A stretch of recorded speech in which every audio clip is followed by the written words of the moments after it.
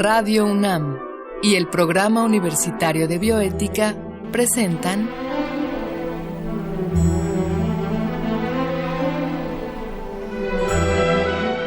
El Árbol de las Ideas. Bioética, ciencia y filosofía para la vida. Con Paulina Rivero Weber.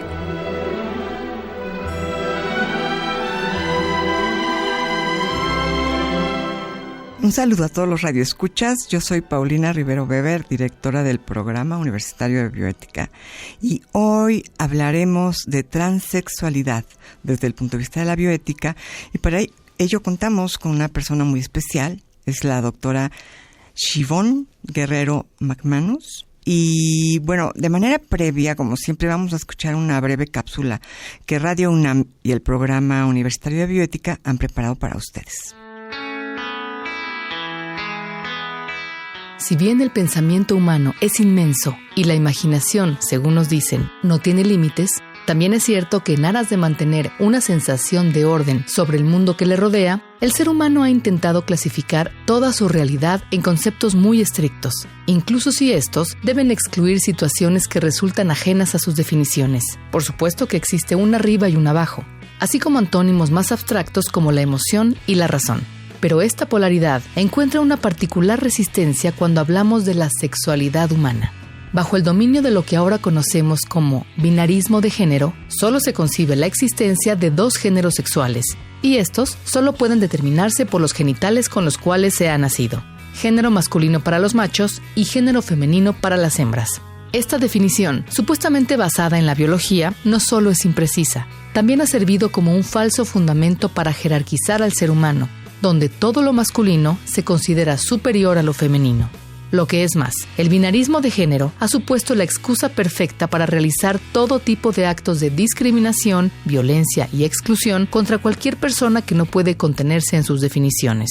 Y este es un sector poblacional nada pequeño. Este es el caso de la transexualidad, la cual engloba a las personas cuyo sexo biológico y genético no corresponde con el género que se les asignó al nacer. Es decir, que sus genitales y sus cromosomas no van de acuerdo al rol masculino o femenino asignados por la sociedad. Contrario a lo que algunos creen, esta no es precisamente una cuestión de elección, pues la mayoría de estas personas suelen presentar signos de malestar desde edades muy tempranas, producto de ser identificadas como parte de un género que saben que no es el suyo. De ahí que la elección más popular entre estas personas sea la de someterse a cirugías y tratamientos hormonales para ajustar su corporalidad a la identidad que sienten que les corresponde. Pero aunque es una opción general, no todos recurren a ella. Para comprender mejor estas situaciones, es necesario conocer nuevos términos alejados de la polarización de los primeros. Uno de ellos es sexo biológico y el otro, identidad de género, los cuales solían confundirse como una misma cosa. El sexo biológico tiene que ver con los genitales, mientras que la identidad de género es una vivencia subjetiva que depende de cada persona. Cuando el sexo biológico y la identidad de género coinciden en términos de lo que la sociedad ha clasificado como masculino y femenino, hablamos de una persona cisgénero. Pero cuando estos términos están en discordancia, se trata de una persona transexual. Una mujer que se somete a un tratamiento para reafirmar su identidad masculina es un hombre transexual. Y un hombre que hace lo mismo para reafirmar su identidad de género femenina es una mujer transexual. Al mismo tiempo, nada de esto debe confundirse con la orientación sexual, pues esta tiene que ver con la atracción erótico-afectiva de cada persona. Así que una persona transexual, contrario a lo que se cree, no es forzosamente homosexual, y debe considerarse esto a partir de la identidad de género. Una mujer transexual que se siente atraída hacia los hombres es heterosexual. Lo más curioso para quienes se resisten a entender estos conceptos es que no se está hablando de nada nuevo. Si bien los registros de estas situaciones no son tan claros, sí podemos rastrearlos desde el periodo clásico. Pero sobre lo que sí deberíamos llamar la atención es cómo en los siglos XIX y XX fue considerado una desviación, básicamente una enfermedad, lo cual es muy falso. Aunque se han planteado las teorías de que la transexualidad es una cuestión psicológica o de carácter biológico, la realidad es que no sabemos el por qué se da. Y finalmente es una explicación no completamente necesaria, pues sería como tratar de entender por qué las personas que no desean tener hijos son heterosexuales. pues les decía yo que estamos acá con la bióloga de formación, maestra y doctora en Filosofía de la Ciencia por la UNAM, Siobhan Guerrero McManus, y es una destacada académica de nuestra universidad, donde además de ser profesora de la Facultad de Ciencias, es investigadora asociada C de tiempo completo en el Centro de Investigaciones Interdisciplinarias en Ciencias y Humanidades, el famoso SAGE. Y bueno, la especialidad de Siobhan es la filosofía, la historia de la biología evolutiva y la filosofía e historia del sujeto. Y hoy se encuentra aquí para explicarnos qué es la transexualidad. Siobhan, gracias por estar acá. Hola, mucho gusto y gracias por la invitación. Mucho gusto. No, pues por fin podemos contar contigo para hacer este programa. Pues primero que nada, yo quisiera que nos explicaras qué es la transexualidad. ¿Cómo podrías definirla tú? Bueno, primero lo que querría yo decir es que soy una mujer transexual. Ajá. Y lo digo para que el público también sepa que no solo lo estoy contando, digamos, en calidad de académica. Lo estoy contando en calidad de una persona que se vive a sí misma desde la transexualidad. Y eso es fundamental porque yo no quisiera que se quedaran solamente, digamos, con una definición de diccionario. Claro, con la pura teoría. Con la pura teoría. A ver, de manera muy sencilla, una persona trans, porque de hecho ya el término transexualidad ha ido cayendo en desuso. Okay. Una persona trans es aquella que no se identifica con el género asignado al nacer. O sea, yo, por ejemplo, cuando nací, los médicos dijeron, es un varón. Y yo crecí y en algún momento de la vida dije, no, yo no me quiero vivir siendo un varón. Yo quiero vivir mi vida como una mujer. Una mujer trans es una mujer que, como yo, fue originalmente asignada como varón. Ahora hay otros tipos de vivencias trans. Están lo que se llaman los hombres trans, que al nacer fueron asignados como mujeres. Ahora hay también las experiencias, digamos, de lo que hoy se llaman identidades no binarias. ¿Cómo son identidades no binarias? No binarias, ok. Son personas que no se viven ni como hombres ni como mujeres. Por eso se llaman no binarias. Y ahí en realidad hay hay un abanico de vivencias de personas que dicen, yo no me vivo como hombre o mujer, pero también hay gente que dice, yo me vivo oscilando entre una identidad de hombre y una identidad de mujer. Entonces, hoy por hoy hablamos de identidades trans para nombrar, digamos, estos tres grupos de experiencias. Estos tres grupos. Estas identidades no binarias, ¿no sería lo que se llamaba antes bisexualidad? No.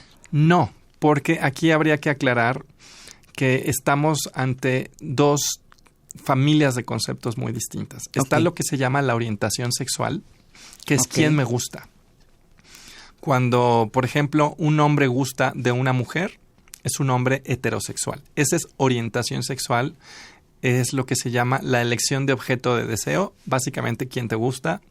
Ahí puede ser homosexual si te gustan personas de tu mismo género, puede ser heterosexual si te gustan de otro género, puede ser bisexual si te gustan de dos o más géneros. Y aquí alguien puede decir, pero ¿cómo que dos o más géneros?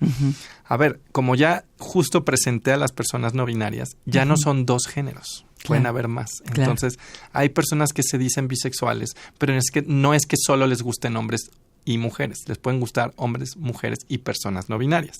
Y aquí llegamos a la pregunta, bueno, ¿y quiénes son estas personas no binarias? Si la orientación sexual es quién te gusta, la identidad de género es cómo deseas vivirte. Las dos de alguna manera tendrían que ver con el deseo y el cuerpo, pero la orientación sexual es a quién deseo. Mientras que la identidad de género es cómo deseo vivirme en mi cuerpo.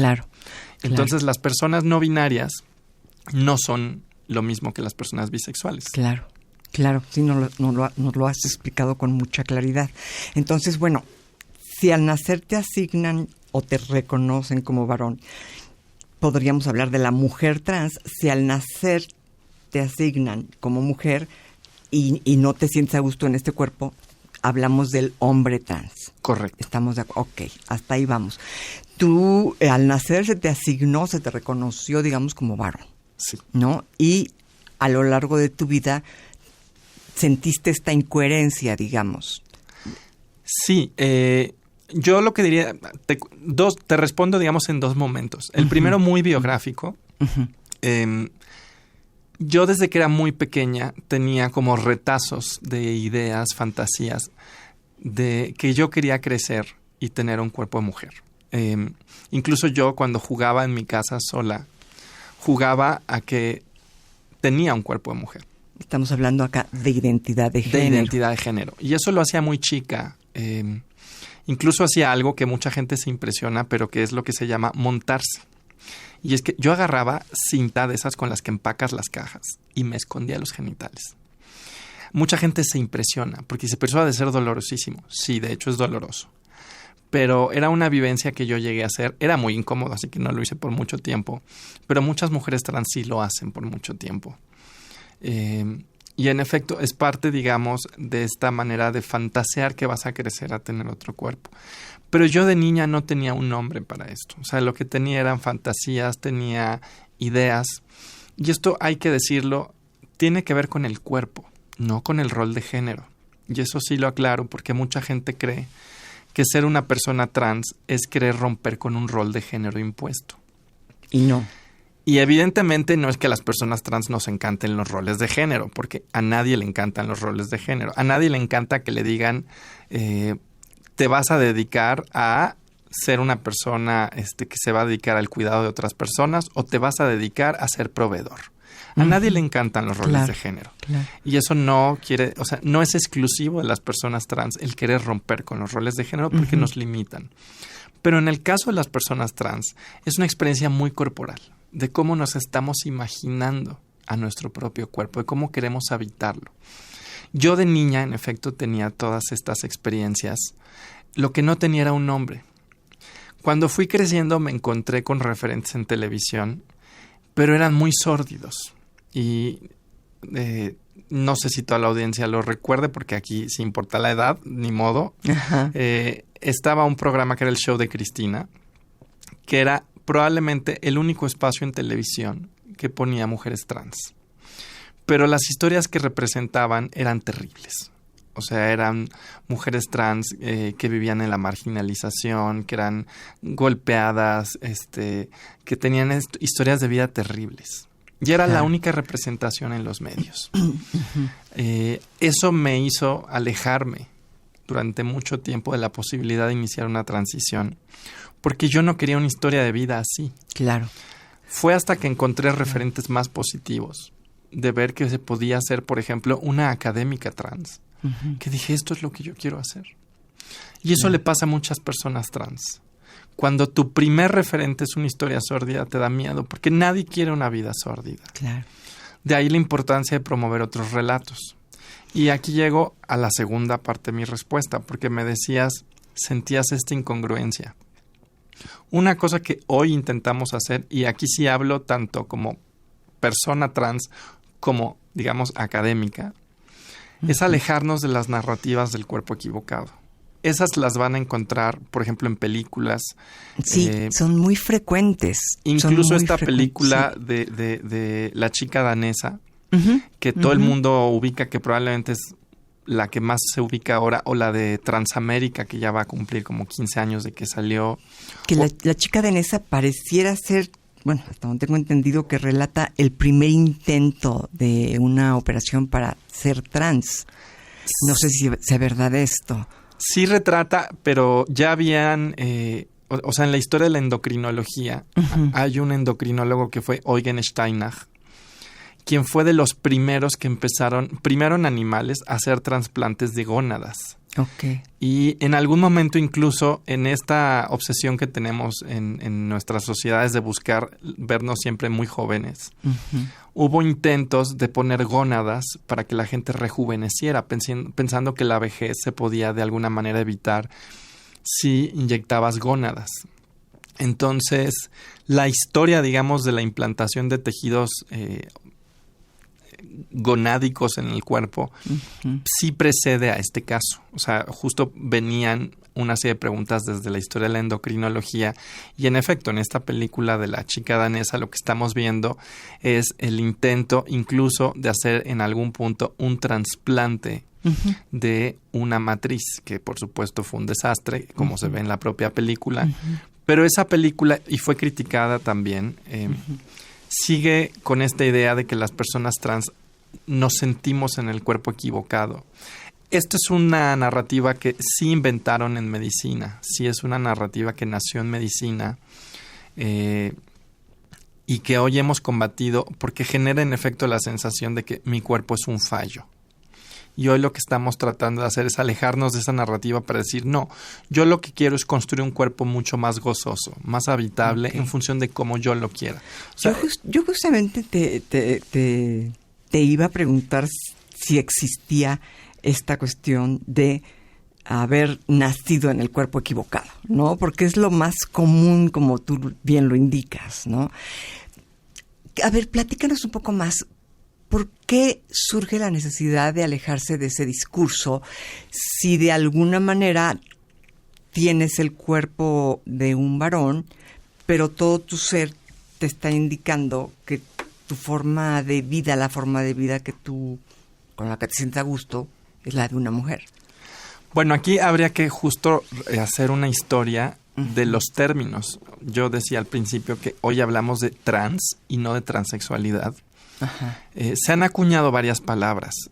La primera, por supuesto, fue transexualidad, que se acuñó, de hecho, en el contexto médico, y eventualmente se acuñó una segunda palabra que es transgeneridad o transgénero, que acuñó una activista que se llamaba Virginia Prince, y que justamente buscaba ya desde el principio escapar del imperativo de tener que intervenir sí o sí el cuerpo.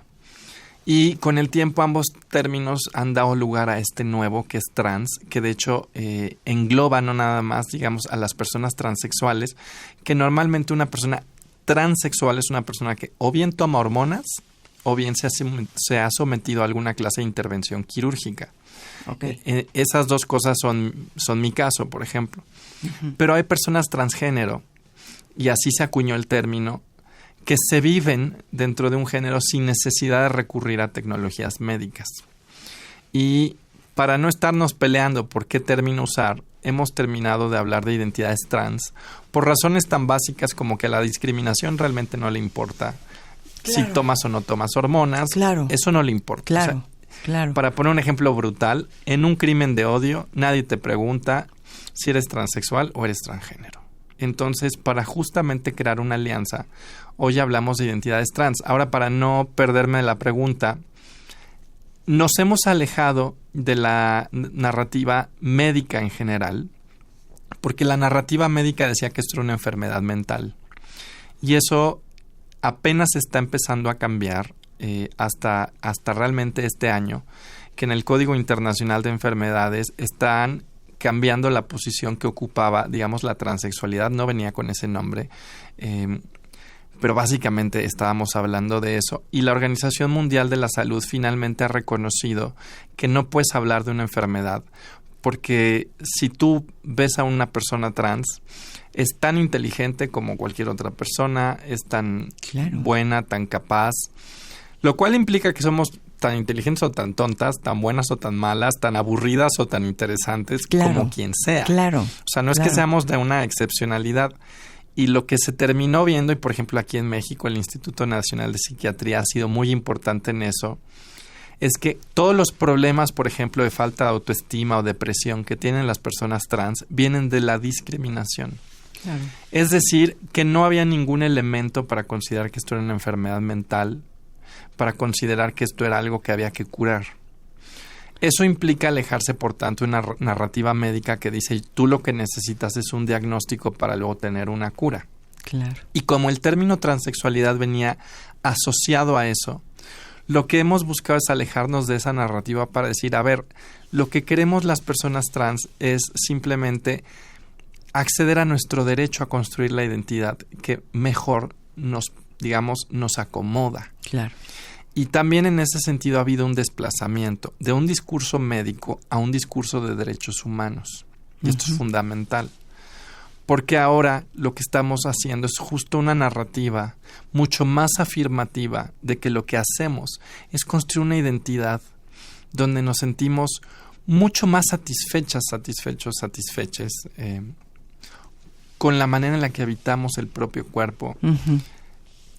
Y reconociendo que esta es una decisión que no tiene que tomar un médico después de darte un diagnóstico, sino claro, que de alguna manera es una decisión que tomas porque dices, yo he llegado a construirme como sujeto de esta forma. Esta es la persona que yo soy. Claro.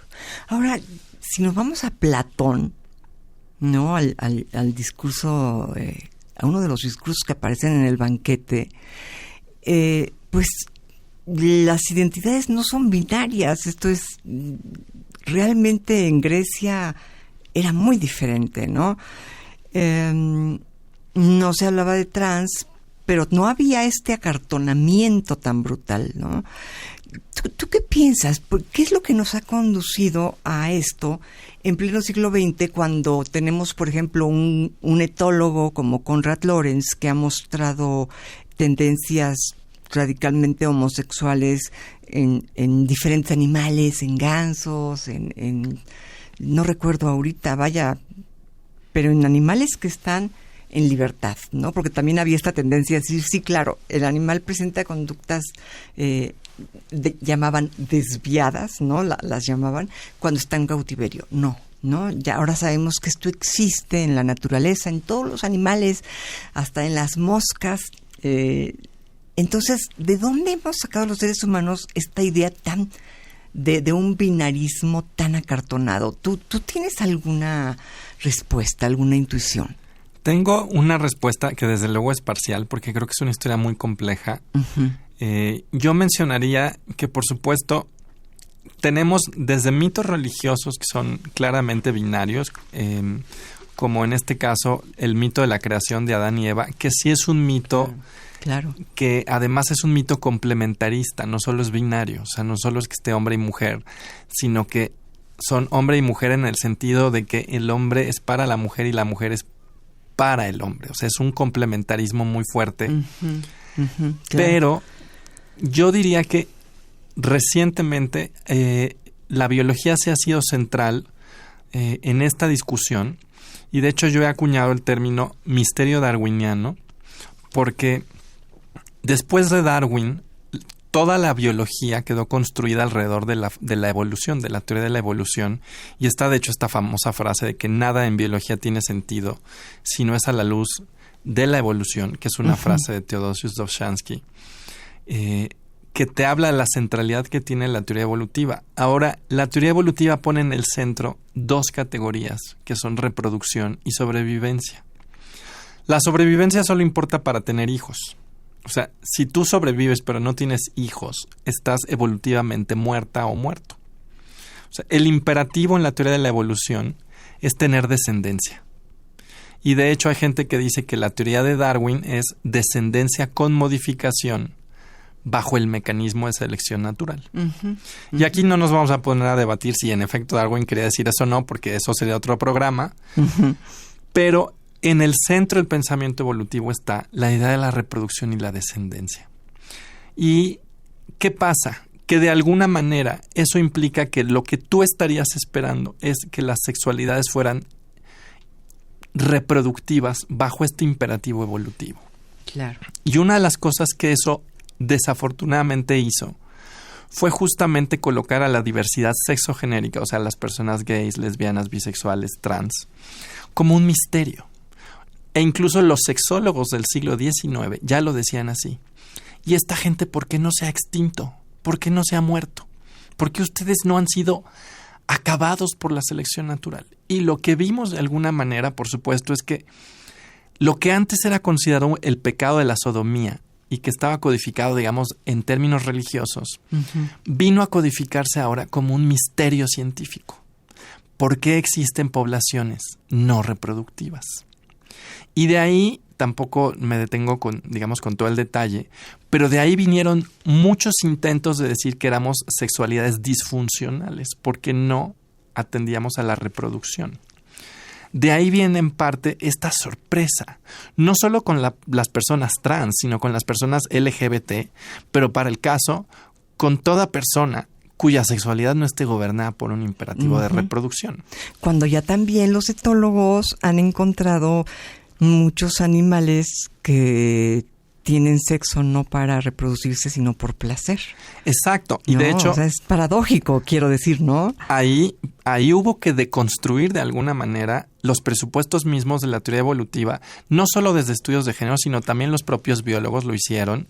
Por ejemplo, ahora se reconoce que dentro de los animales no humanos, tienes interacciones sexuales con un afán de reproducción, pero tienes también lo que se llaman interacciones sociosexuales, que en efecto son interacciones sexuales, pero que tienen un objetivo social, como puede ser consolidar una alianza o divertirse.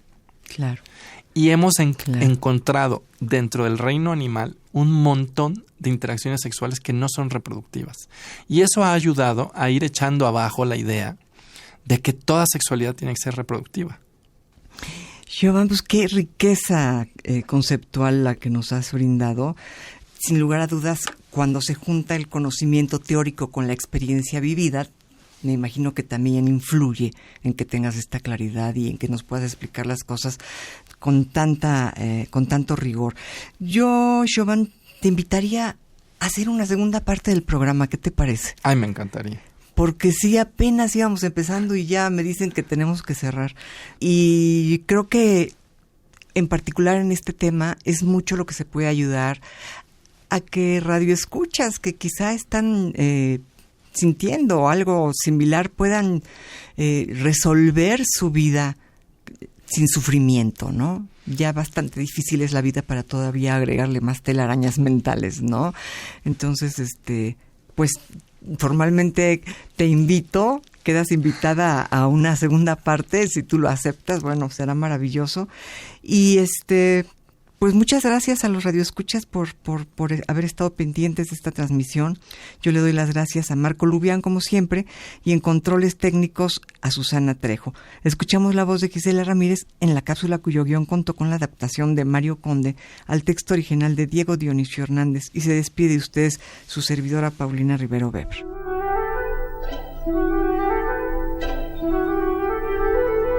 Radio UNAM y el Programa Universitario de Bioética presentaron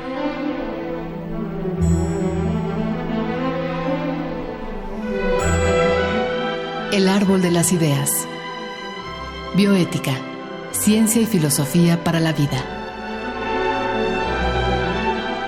Con Paulina Rivero Weber.